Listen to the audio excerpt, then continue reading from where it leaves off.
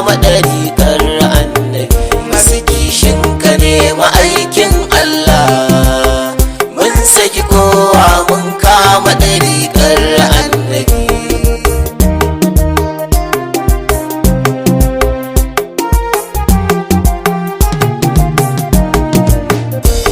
Farko na sanya sarki Allahu, mai mulkin gabas da yamma ilahu, ƙara mun sanin yabon musu bahu, mai ta yabon imamuna mai maka shi kaɗai. Masu kishin ka ne ma'aikin Allah, mun saki kowa mun kama ɗariƙar annabi.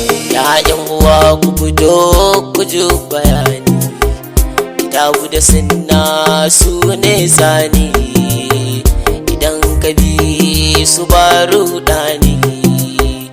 Zance na rabu ne da imamu su kadai. Masu kishin ka ne ma'aikin Allah, mun saki kowa mun kama ɗariƙar annabi. Bani da lokacin da zan ba wa ɗariƙa, ko kuma wani shak da ya rike birka, domin zuciyar sana da nufaka sun kauce fadar rasulullahi. Kun ji dai masu kishin ka ne ma'aikin Allah, mun saki kowa mun kama ɗariƙar annabi.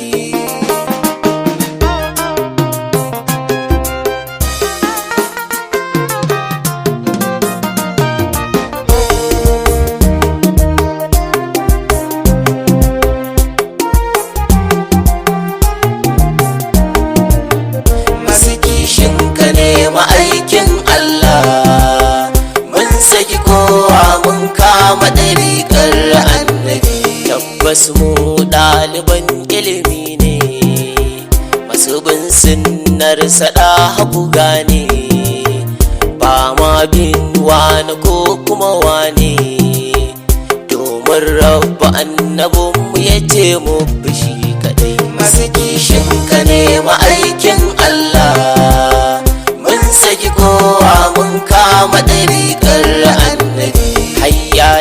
Hayya dai to gana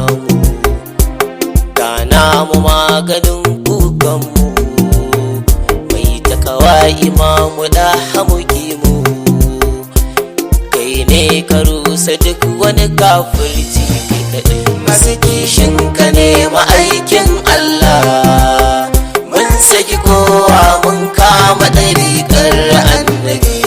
Wane yake zaton ya san ka, tabbas sanin ka sai sarkin ka, shi ne ya ce fa dole abika